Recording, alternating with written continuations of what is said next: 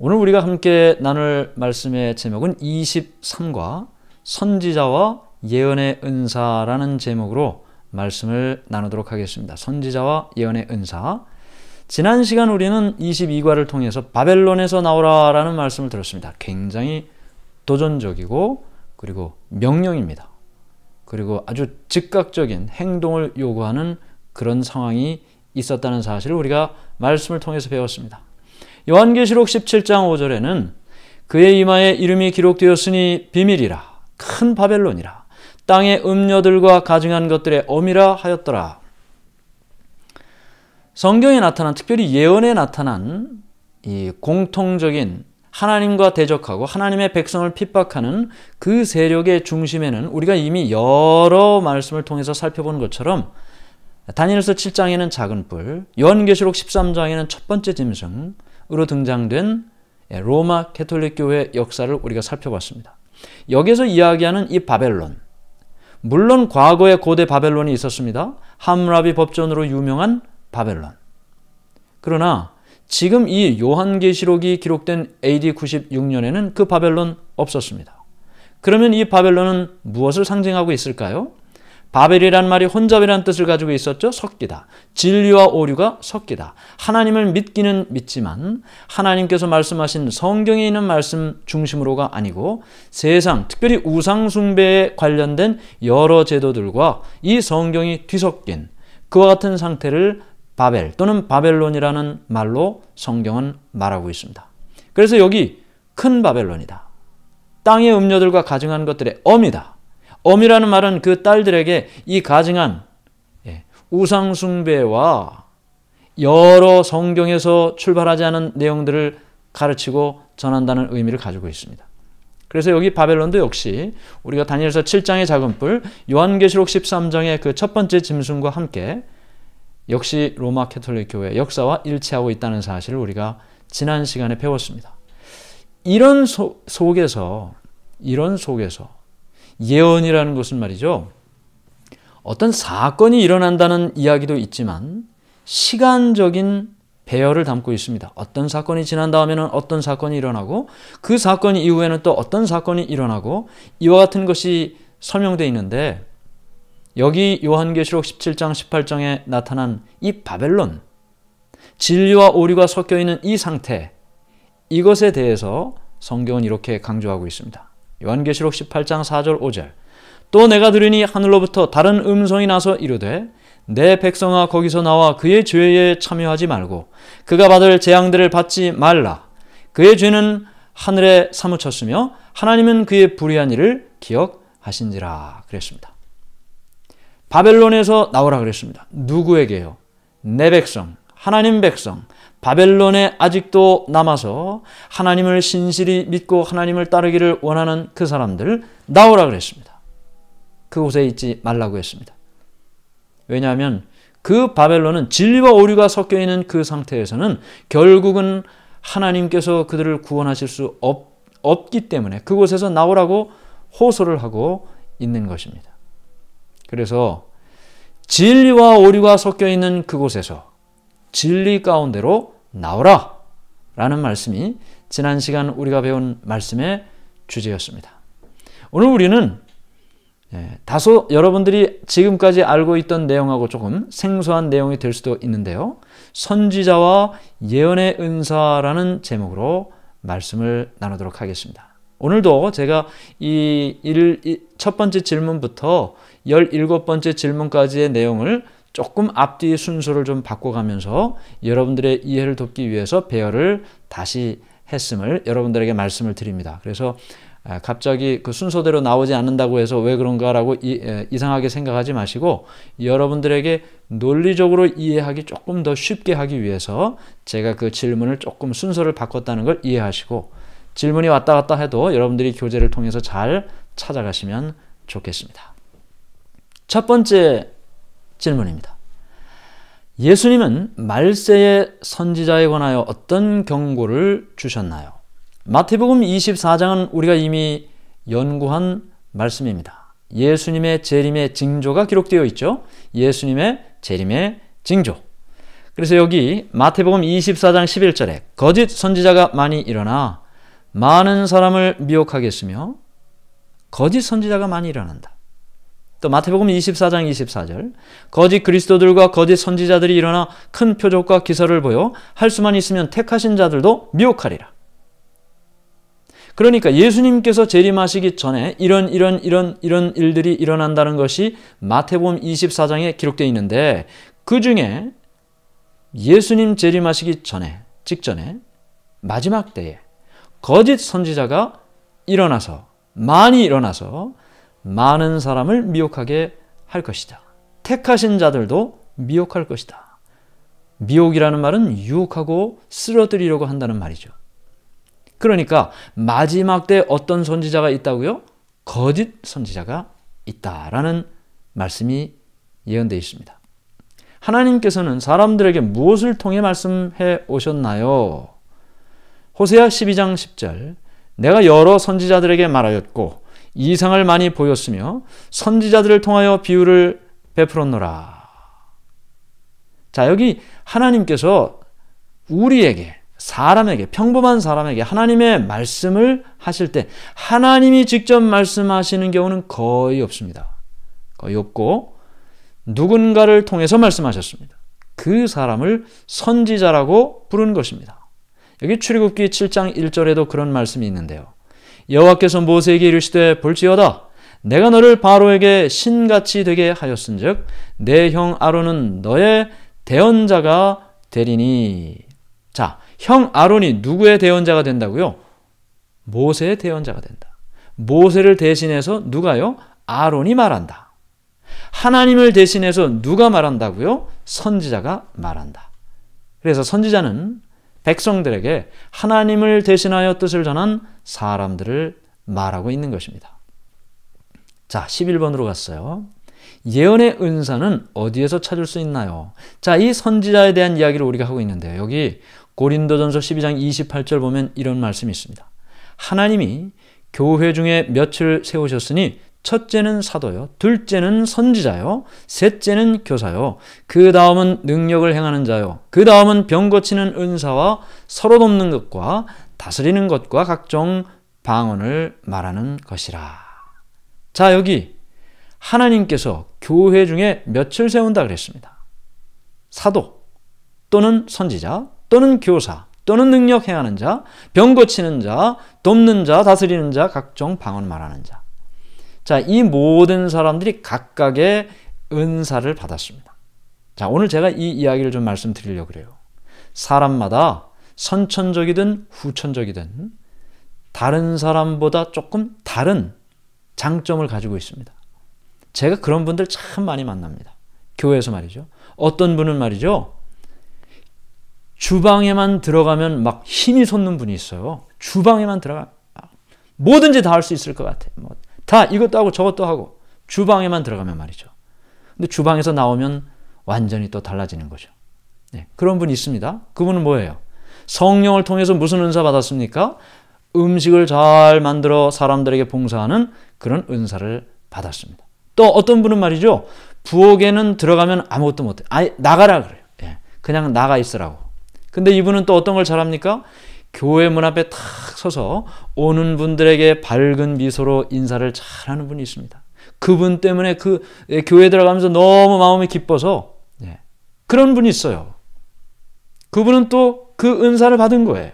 하나님께서 그분에게 성령을 통해 사람들에게 밝은 웃음을 줄 수 있는 그런 은사를 주셨어요. 어떤 사람은 참 말이 청산유수예요. 사람들에게 얼마나 이야기를 잘해주는지 몰라요. 어떤 사람은 성경을 잘 가르쳐요. 어떤 사람은 말은 없지만 뒤에서 잘 도와줘요. 이게 다 뭡니까?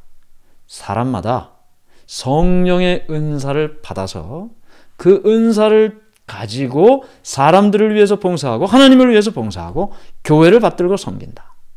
그래서 이 모든 것들 중에 뭐가 있습니까? 선지자가 있어요. 선지자가 있어요. 그 은사를 받은 거예요. 이 사람은 그 은사를 받은 거예요. 부엌에 들어가는 은사, 정문에 서 있는 은사, 뒤에서 돕는 은사, 이것처럼 이 사람은 무슨 은사요? 하나님의 말씀을 받아서 사람들에게 전하는 선지자, 그 은사를 받은 것입니다. 자, 여기 선지자, 예언의 은사라고 이렇게 제목을 붙였는데 고린도전서에 보면 이렇게 말씀이 기록되어 있습니다. 또 사역은 여러 가지나 모든 것을 모든 사람 가운데서 이루시는 하나님은 같으니. 사역은 여러 가지라 그랬어요. 부엌에서 일하나, 정문에서 일하나, 무대 뒤에서 일하나, 앞에서 일하나, 선지자로 일하나. 사역은 다르지만 여러 가지지만 그 모든 것을 이루시는 분은 누구라고요? 하나님이시라고. 각 사람에게 성령을 나타내심은 유익하게 하려 하심이라. 어떤 사람에게는 성령으로 말미암아 지혜의 말씀을, 어떤 사람에게는 같은 성령으로 말미암아 성령을 따라 지식의 말씀을, 다른 사람에게는 같은 성령으로 믿음을, 어떤 사람에게는 한 성령으로 병 고치는 은사를, 어떤 사람에게는 능력 행함을, 어떤 사람에게는 예언함을, 어떤 사람에게는 영들 분별함을. 예언의 은사를 받은 사람이 곧 선지자입니다. 하나님께로부터 받은 말씀을 사람들에게 전하는 사람인 것입니다. 그래서 선지자를 예전에는 예언자라고도 했습니다. 예언자. 이 선지자는 예언의 은사를 받은 사람이고, 이것은 각각 여러 다양한 은사 가운데 예언의 은사를 받은 사람이다. 그 사람을 선지자라고 부른다라는 사실을 우리가 이 말씀을 통해 봅니다. 자, 그러면 예언의 은사는 성경을 대체하기 위하여 주어진 것일까요? 자, 이 말씀을 보세요. 에베소서 4장 8절 또는 11절 12절. 그가 위로 올라가실 때 사로잡혔던 자들을 사로잡으시고 사람들에게 선물을 주셨다 하였도다. 그가 어떤 사람은 사도로, 어떤 사람은 선지자로, 어떤 사람은 복음 전하는 자로, 어떤 사람은 목사와 교사로 삼으셨으니 이는 성도를 온전하게 하여 봉사의 일을 하게 하며 그리스도의 몸을 세우려 하심이라. 자, 여기 선지자로 세워졌던, 사도로 세워졌던 누구든지 간에 왜, 무엇을 위하여 이 은사가 주어졌다 그랬어요? 첫 번째는 성도를 온전하게 한다. 하나님의 백성들이 하나님의 말씀대로 잘 성장하게 하나님의 뜻대로 살도록 이 은사를 받았다는 것입니다. 이 은사로 봉사한다는 것입니다. 또 그리스도의 몸, 교회를 받들고 섬기기 위해서. 누군가는 부엌에 들어가야 되잖아요.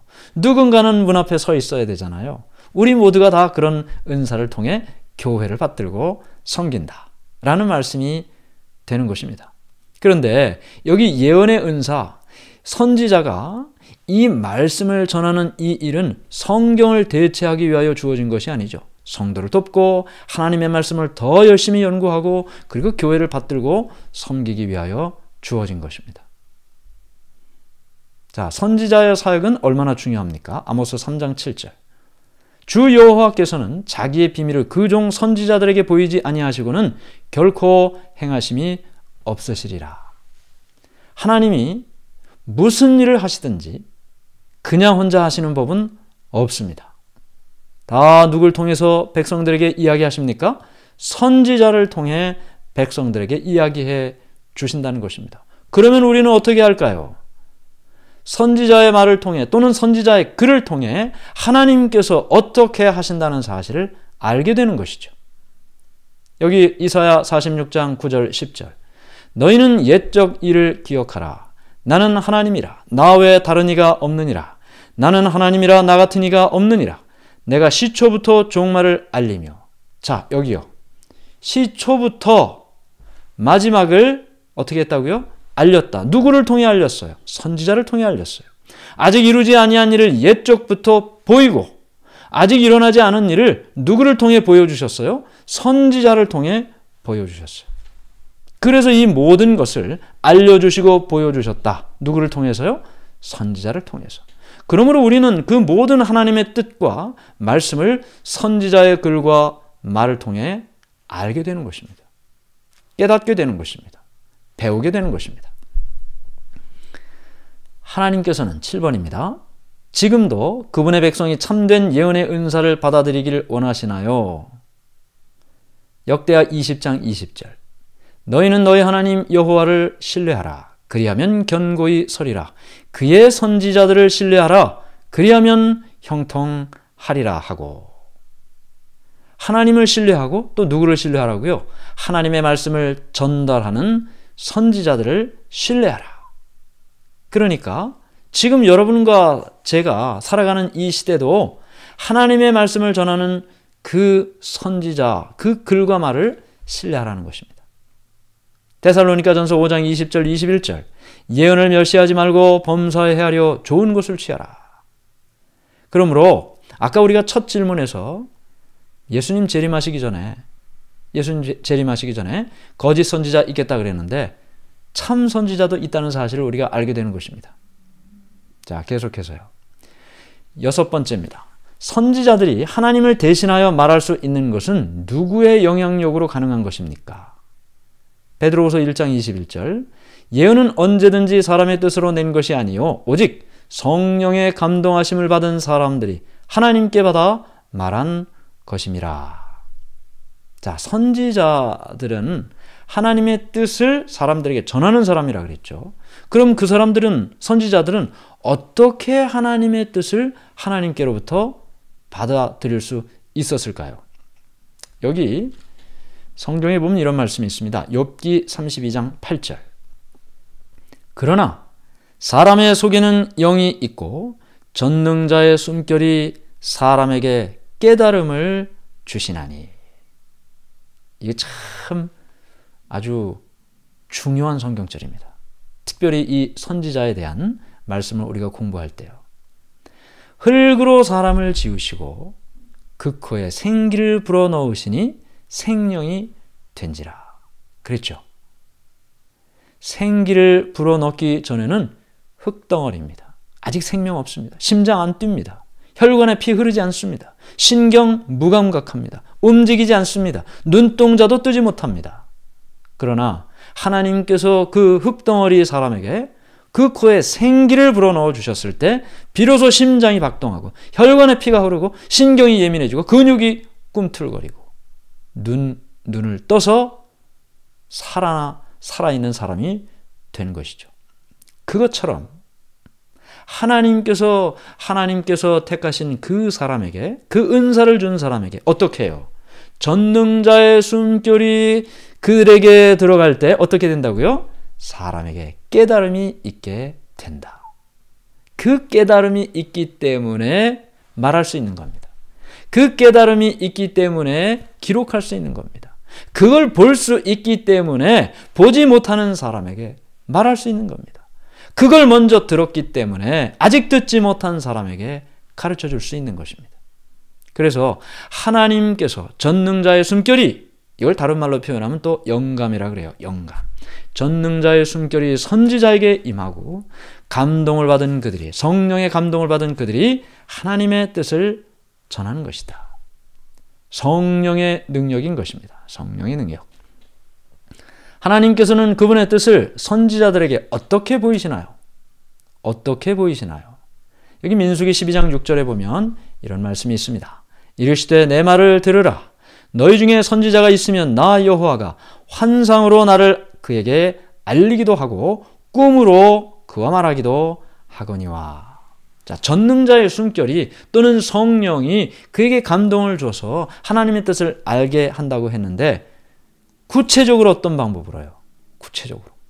여기 보니까 환상과 꿈을 이야기했어요. 이것 외에도 몇 가지가 더 있습니다. 그러나 우리는 오늘 이 민수기 12장 6절을 통해 환상과 꿈을 통해 하나님께서 하나님의 사람에게 하나님의 뜻을 전달하신다라는 사실을 보게 됩니다. 자, 몇 가지 제가 질문과 대답을 여러분들과 함께 나누고자 합니다. 성경에 선지자, 지금 우리가 살펴보고 있거든요. 선지자 중에 성경 기록하지 않은 선지자 있을까요? 없을까요? 있습니까? 없습니까? 자, 지금 다니엘도 선지자고 다니엘서 기록했어요. 이사야도 선지자입니다. 이사야서 기록했습니다. 예레미야 다 선지자죠. 에스겔 선지자입니다. 그러면 선지자 중에 성경을 기록하지 않은 사람도 있습니까? 있습니다. 누가 있나요? 나단.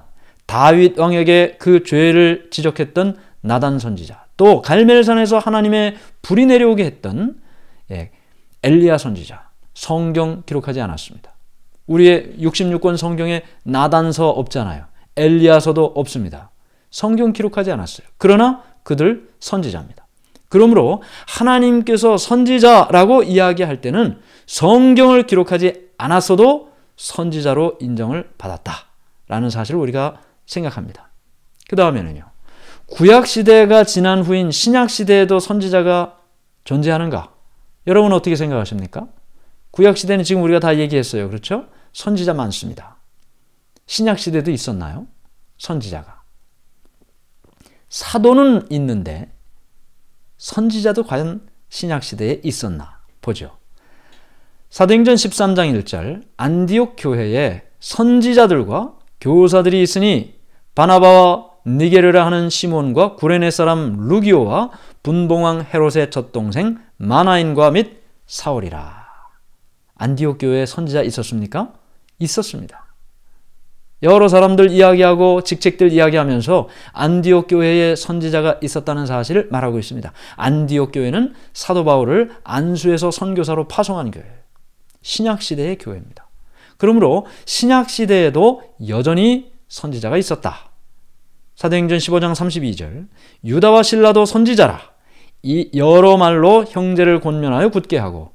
자, 그러니까 구약시대에도 선지자 있었고 신약시대에도 선지자 있었습니다. 하나님의 뜻을 사람들에게 전달했습니다. 자, 이게 중요한 질문이에요. 여자 선지자 있습니까? 여자 선지자. 찾아보죠. 누가복음 2장 36절 또 아셀 지파 바누엘의 딸 안나라 하는 선지자가 있어 나이가 매우 많았더라. 그가 결혼한 후 7해 동안 남편과 함께 살다가. 자, 여기 안나를 이 안나를 선지자라고 이야기했어요. 이름만 봐도 여자인 걸 우리가 알 수 있죠. 그러니까 성경에는 남자만 선지자라고 하지 않았어요. 성경을 기록하지 않았어도 선지자라고 했어요. 또 여자분들 중에도 선지자가 있어요. 이게 성경에 있는 말씀을 우리가 함께 살펴본 것입니다. 그러면 이렇게 구약시대로부터 신약시대에 이르르는 이 기간 동안에 특별히 이 신약시대의 선지자 또는 예언자들은 어떤 일을 했을까? 다가오는 위기나 곤경을 미리 경고했습니다. 하나님께로부터 기별을 받을 수 있었다 그랬어요. 꿈을 통해서든지 환상을 통해서든지. 그래서 그가 먼저 그것을 깨닫고 사람들에게 그것을 이야기해 준 것입니다. 위기나 곤경을 미리 경고했어요. 교리적인 위기에서 참 교리를 확인해 줬습니다. 세상이 얼마나 혼탁합니까? 얼마나 저마다 옳다라고 이야기하는 것들이 많이 있습니까? 선지자들은 그때마다 오류에 빠지지 않도록 진리를 깨닫도록 참된 말씀을 깨닫도록 인도해 줬습니다. 신자들을 영적으로 격려했습니다. 힘들고 어렵고 괴롭고 낭망된 사람들에게 하나님의 말씀으로 격려해주고 위로해주고 용기를 주고 승리할 수 있도록 해줬습니다. 사도들과 함께 교회의 기초를 놓았습니다. 이런 모든 일들이 선지자 또는 예언자가 했던 일들이었습니다. 그러면 구약시대에도 선지자가 있었어요. 신약시대에도 선지자가 있었어요. 그러면 마지막 때에 선지자가 있을까요? 없을까요? 여러분 생각은 어떠십니까? 마지막 때. 사실 이렇게 구약시대, 신약시대 붕 건너뛰어서 마지막 시대라고 이야기할 것이 아니고 사실은 여기 요엘서 2장 28, 29절에 보면 특별히 마지막 때라는 것을 분명하게 이야기하고 있지만 하나님께서 선지자를 통해서 하나님의 뜻을 사람들에게 이야기를 하는데 이 마지막 시대 가장 중요한 시대 아니겠습니까? 오류와 진리가 뒤섞여 있는 이 시대에 하나님의 말씀으로 하여금 사람들에게 분명히 전달되고 하나님의 백성들이 하나님의 말씀을 뚜렷하게 이해할 수 있도록 선지자 있어야 되겠죠. 요엘서 2장 28절 29절에 보면 그와 같은 말씀이 약속되어 있습니다. 그 후에 내가 내 영을 만민에게 부어주리니 너희 자녀들이 장래일을 말할 것이며 너희 늙은이는 꿈을 꾸며 너희 젊은이는 이상을 볼 것이며 그때 내가 또 내 영을 남종과 여종에게 부어줄 것이며. 자, 여기 보시면 오늘 이 말씀을 몇 번 읽는데요. 그 후에 내가 했어요. 그 후에 내가 내 영을 만민에게 부어준다. 성령을 만민에게 부어준다. 성령 받은 사람들이 어떻게 한다고요? 너희 자녀들이 장래일을 말할 것이며. 이게 뭐죠? 예언이죠. 예언. 아까 선지자, 예언자 같은 말이라고 하지 않았습니까? 예언의 은사를 받는다고 하지 않았습니까? 그러므로 성령 받은 선지자가, 예언자가 장래일을 예언을 한다. 너희 늙은이는 꿈을 꾸며 하나님께서 선지자들에게 뭘 통해 말씀하신다 그랬죠? 꿈과 환상. 너희 젊은이는 이상을 볼 것이며 그때 내가 또 내 영을 남종과 여종에게 부어 줄 것이다. 그러므로 마지막 때에도 하나님께서 하나님의 방법을 통해서 선지자를 둘 것이고 하나님의 방법을 통해서 그들에게 하나님의 뜻을 전하고 그들은 백성들에게 그 말씀을 전한다. 약속되어 있는 것입니다. 그러면 말이죠. 아까 우리가 마태복음 24장에서 뭐 조심하라 그랬어요? 거짓 선지자 조심하라 그랬잖아요. 거짓 선지자가 있다는 말은 또 무슨 선지자가 있다는 말입니까? 참 선지자가 있다는 말이에요. 거짓 선지자를 조심하라는 것이죠.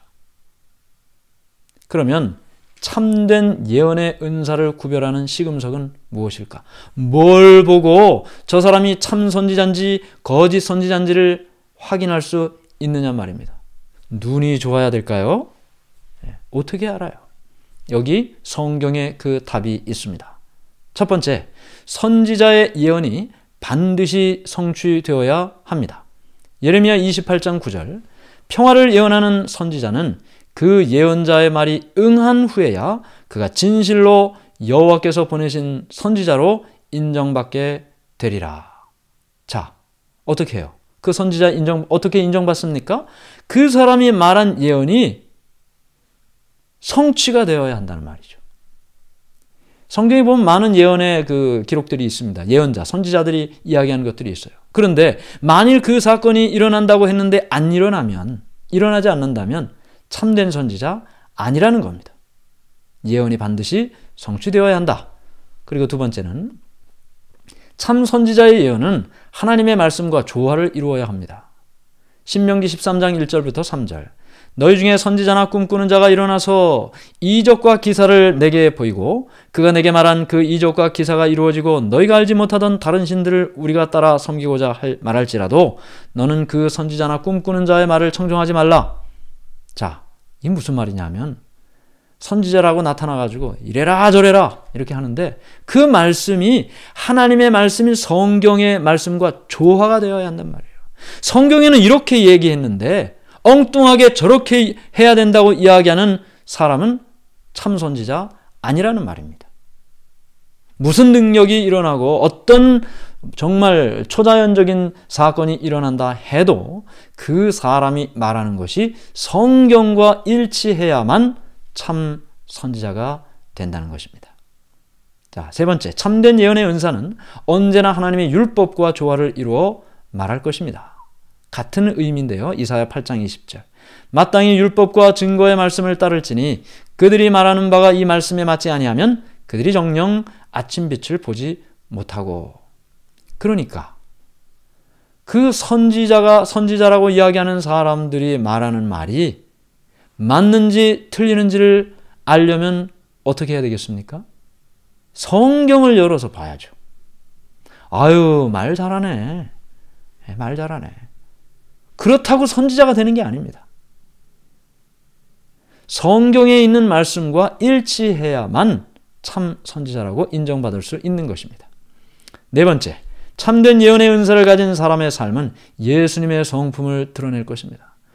좋은 말하고 성경 이야기 잘 하고 정말 선지자처럼 하나님의 뜻을 잘 전하는데 여기저기 가서 사람들하고 싸움질을 하고 말이죠. 사람들을 괴롭게 하고 품성이나 그 행실이 사람들에게 본이 되지 못한다면 참된 선지자라고 할 수가 없는 것입니다. 마태복음 7장 15절 20절, 거짓 선지자들을 삼가라. 양의 옷을 입고 너희에게 나오나 속에는 노략질하는 일이라. 이러므로 그들의 열매로 그들을 알리라. 배를 보면 배 남은 줄 아는 거고 사과가 열렸으면 사과 남은 줄 아는 것입니다. 그 사람의 삶의 행실을 통해서 그 사람이 진짜 참 선지자인지 아니면 거짓 선지자인지를 확인할 수 있다는 것입니다. 자, 이런 말씀들을 우리가 살펴봤는데요. 영매와 점쟁이도 하나님께 예언의 선물을 받은 자들인가요? 이 영매나 점장이 뭡니까? 뭐 우리가 잘 아는 거죠. 점 본다든지 이런 거. 신명기 18장 10절부터 12절. 그의 아들이나 딸을 불 가운데로 지나게 하는 자나 점쟁이나 기륭을 말하는 자나 요술하는 자나 무당이나 진언자나 신접자나 박수나 초혼자를 너희 가운데 용납하지 말라. 이런 일을 행하는 모든 자를 여호와께서 가증히 여기시나니 이런 가증한 일로 말미암아 내 하나님 여호와께서 그들을 내 앞에서 쫓아내시느니라. 예전에 제가 한국에 있을 때 미아리 고개라는 데가 있습니다. 미아리 고개. 뭐 노래도 있죠. 미아리 고개. 근데 미아리 고개가 이제 도로가 좋아져서 그 고개가 아니에요. 그러니까 완만하게 넘어가요. 그냥. 완만하게 넘어가는데 그 미아리 고개를 넘어가는 그 도로 옆에 보면 비슷비슷한 간판들이 쫙 있습니다. 무슨 도사, 뭐 계룡산에 뭐 처녀도사, 무슨 뭐 동자도사, 뭐 그런 게 쫙 있어요. 간판들이. 근데 세월이 지나는데 그 간판들이 점점 다 좋은 걸로 바뀌어요. 그 간판이 다 좋은 걸로 바뀐다는 말이 뭡니까? 장사가 잘 된다는 거죠. 그만큼 사람들이 많이 간다는 거예요. 그 사람들이 여기 지금 하나님께로부터 받은 이 선지자, 예언의 선물, 성령의 은사를 통해서 앞일을 이야기해 줄 수 있는 그런 은사를 받은 사람들과 같은 사람들입니까? 아니죠. 여기 지금 우리가 읽었어요. 아니라 그랬어요. 하나님께로부터 받은 은사가 아니에요. 설령 맞는 일이 있다손 치더라도 그것은 마귀 사단에게서 온 것이지 하나님께로부터 온 것이 아닙니다. 어쩌다가 한두 개 맞는 것 때문에 마음이 혹해서 거기를 가다 보면 하나님께로부터 멀어질 수밖에 없는 것이죠. 다른 것입니다. 자, 10번. 왜 오늘날 대부분의 교회에 예언의 은사가 결여되어 있나요? 예레미야 애가 2장 9절. 성문이 땅에 묻히며 빗장이 부서져 파괴되고 왕과 지도자들이 율법 없는 이방인들 가운데 있으며 그 성의 선지자들은 여호와의 묵시를 받지 못하는도다. 하나님의 백성들이 하나님의 뜻을 알고자 해야 하나님께서 선지자들을 통해 그 말씀을 전할 것 아닙니까? 하나님께서 선지자를 세우고 하나님의 말씀을 전해도 사람들이 그 말씀에 귀 기울이지 않으면 어떻게 하나님의 뜻이 사람들에게 전달돼서 그 사람들을 살릴 수 있겠습니까? 말씀을 가까이 하지 않으면 하나님의 뜻을 바로 볼 수가 없는 것입니다. 말씀을 가까이 하지 않으면 뭐가 자꾸 생겨요? 사람의 생각과 판단과 결정이 자꾸 생겨요. 그런데 사람의 판단과 결정은 다 달라요. 시대마다 다르고 나라마다 다르고 나이 따라 다르고 문화 따라 달라요. 그래서 하나님의 말씀에서 점점 멀어지게 되는 것입니다. 처음부터 이렇게 멀어진 것이 아니죠. 이 세상에 많은 사람들이 하나님의 뜻을 따라 살려고 하지만 이미 하나님의 말씀에서부터 많이 멀어졌어요. 역사를 통해서 수천 년이 흐르는 동안 이미 본질에서 많이 벗어났어요. 벗어난 줄도 모르고 살고 있습니다. 그래서 오늘날 이 시대에도 하나님의 뜻을 따르고자 하는, 하나님의 말씀대로 살고자 하는 그 사람들에게는 하나님께서 그 말씀을 어떤 형태로든지 누구를 통해서든지 듣게 해 주시는 것입니다. 하나님께서는 마지막 시대의 교회에 예언의 은사를 주신다고 말씀하셨나요?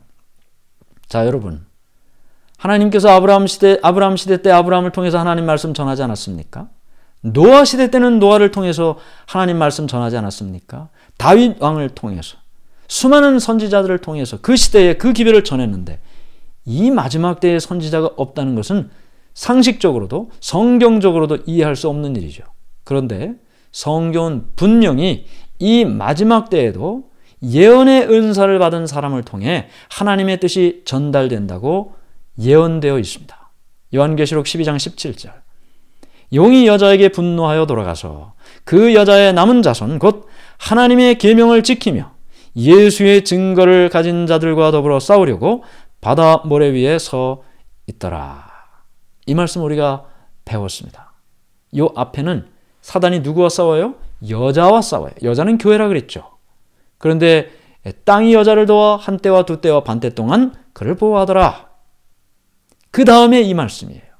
여자의 남은 자손, 그 신실한 말씀을 유지하고 지킨 그 여자, 그 교회에 남은 자손이 등장합니다. 시대적으로 마지막 때 등장해요.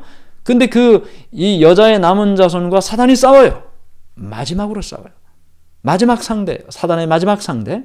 그런데 사단과 싸우는 이 여자의 남은 자손이 어떤 특징을 가지고 있는가? 첫 번째는 하나님의 계명을 지킨다고 했습니다. 두 번째는 뭘 가지고 있어요? 예수의 증거 또는 예수의 증언을 가지고 있다. 이것이 남은 자손의 두 가지 특징입니다. 그러면 이제 하나님의 계명을 지키며 이건 다 우리가 살펴봤어요. 그렇죠? 예수의 증거가 무엇인지만 보면 됩니다. 자, 여기 요한계시록 19장 10절에는 이런 말씀이 기록되어 있습니다. 내가 그 발 앞에 엎드려 경배하려 하니 그가 나에게 말하기를 나는 너와 및 예수의 증언을 받은 내 형제들과 같이 된 종이니 삼가 그리하지 말고 오직 하나님께 경배하라. 예수의 증언은 예언의 영이라.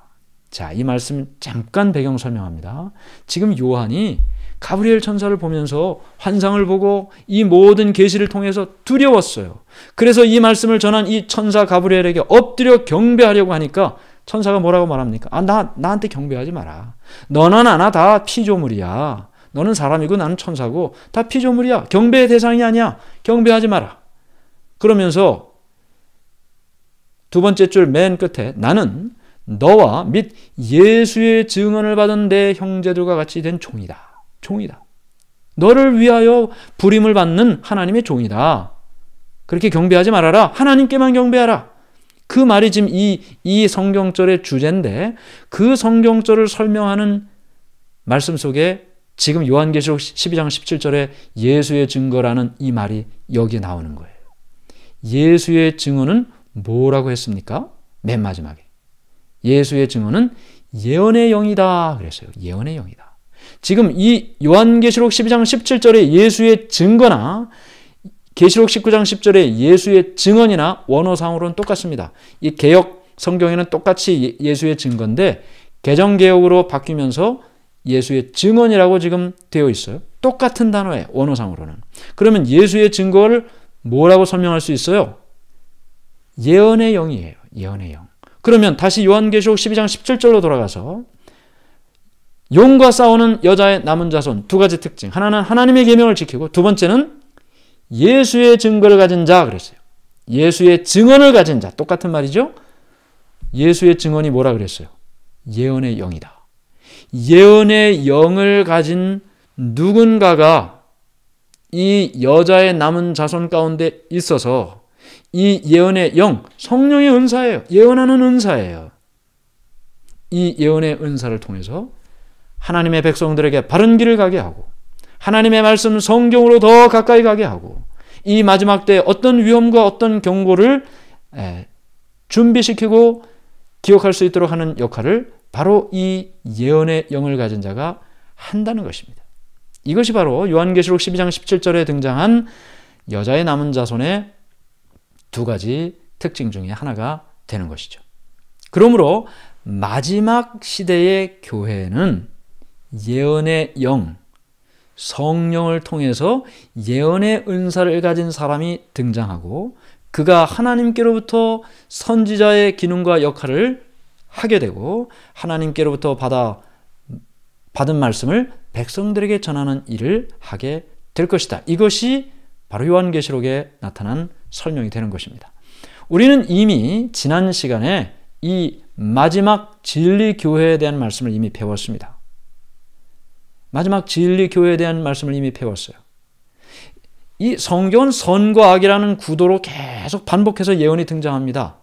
우리가 계시록 7장, 계시록 13장과 그리고 다니엘서 7장에서 적그리스도에 대한 내용을 다른 내용으로 여기는 작은 뿔, 저기서는 첫 번째 짐승으로 설명을 했지만 똑같은 대상을 이야기하고 있어요. 로마 가톨릭 교회의 역사와 일치한다 그랬죠. 성경대로 가르치지 않는 우상숭배의 여러 제도를 가지고 들어왔기 때문에. 마찬가지로 요한계시록 14장이나 또 요한계시록 12장 지금 우리가 읽은 이 말씀 속에 선의 입장에서 하나님의 말씀을 끝까지 특별히 마지막까지 이 말씀을 보존할 여자의 남은 자손은 바로 제7일 안식일 예수 재림 교회의 역사와 일치하는 것입니다. 가르치는 내용과 일치하는 것입니다. 자, 여기 우리 교재에 있는 내용을 제가 그대로 가지고 왔는데요. 1798년 이후에 세워집니다. 왜 그렇습니까? 여기 요한계시록 12장 17절에 여자의 남은 자손이라 그랬죠. 그 앞에 여자가 핍박을 통해 한 때와 두 때와 반 때 1260년을 지낸다는 예언이 나옵니다. 1260년이 지난 다음에 여자의 남은 자손이 등장한다. 1260년이 끝나는 때가 언젠데요? 1798년. 교황 피우스 6세가 체포되는 그때. 그 이후에 여자의 남은 자손이 등장한다는 것입니다.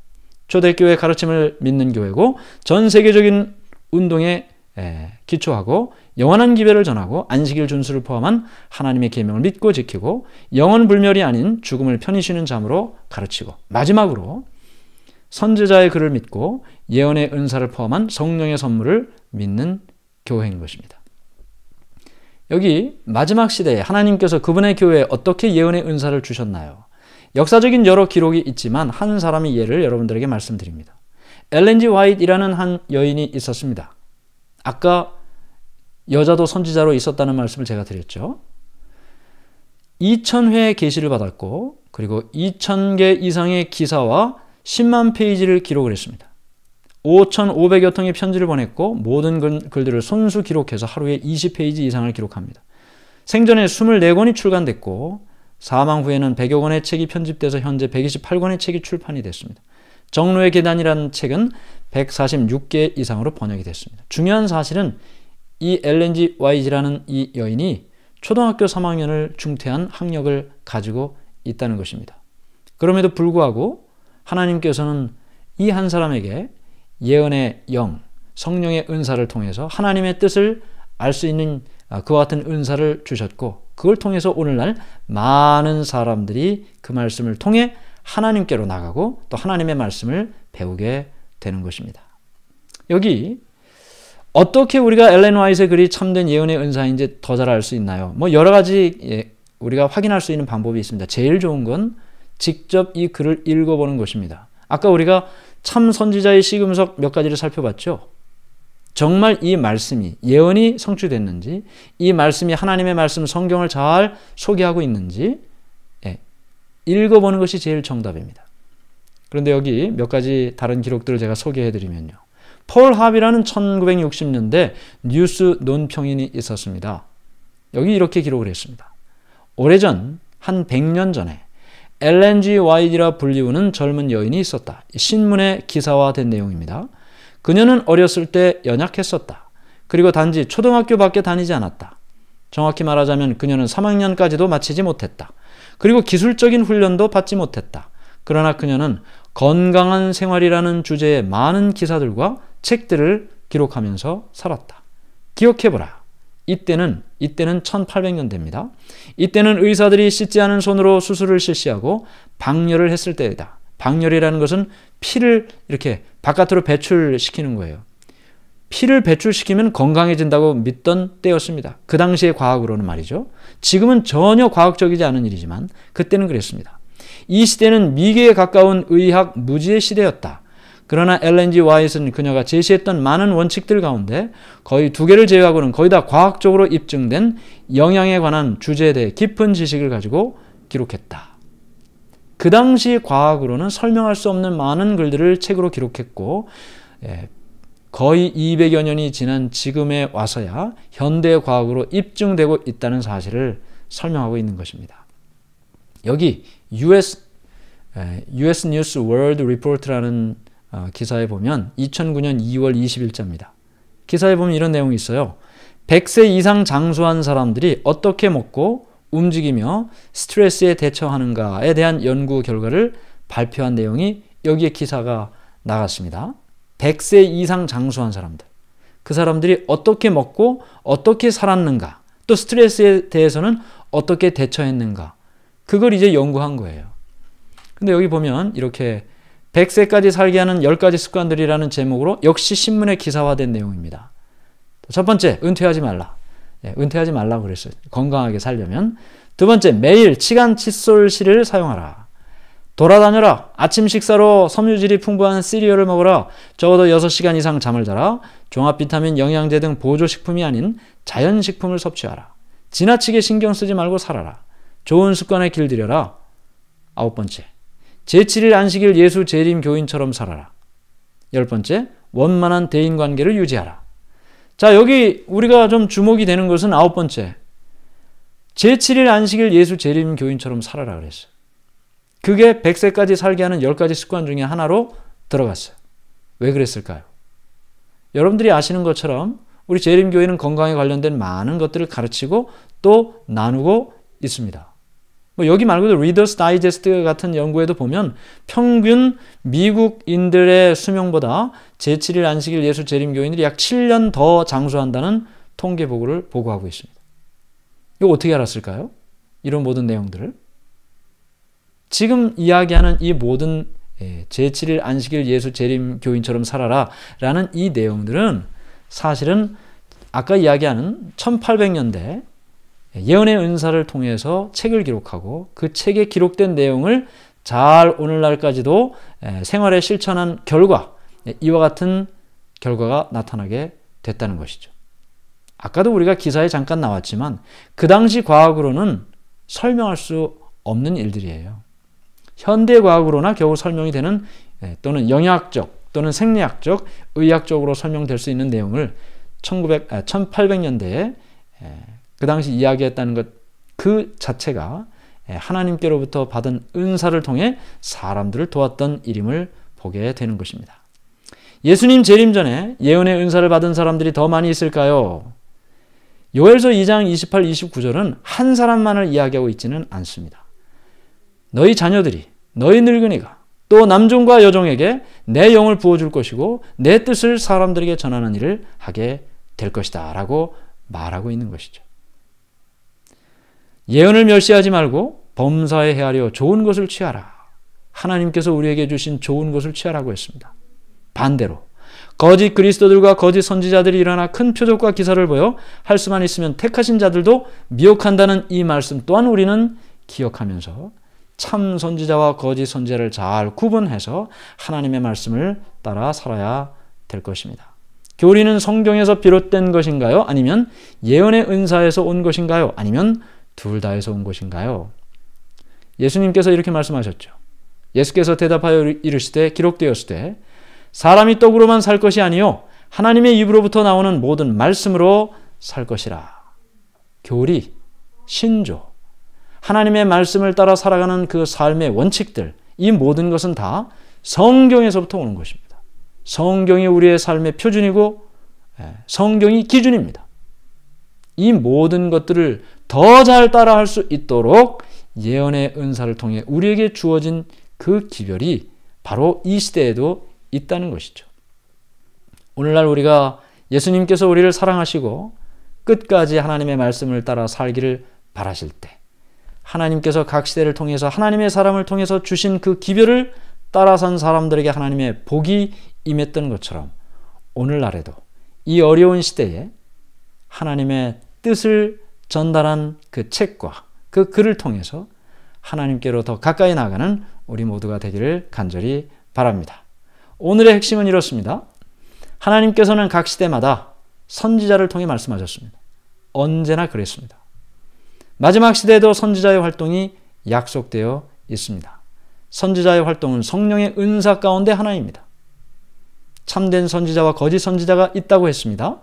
성경을 통해 참 선지자를 확인하는 일이 필요합니다. 오늘 우리의 마음속에 진리를 따라 살아가는 그 경험이 우리 모두에게 있기를 바라면서 말씀을 마치겠습니다.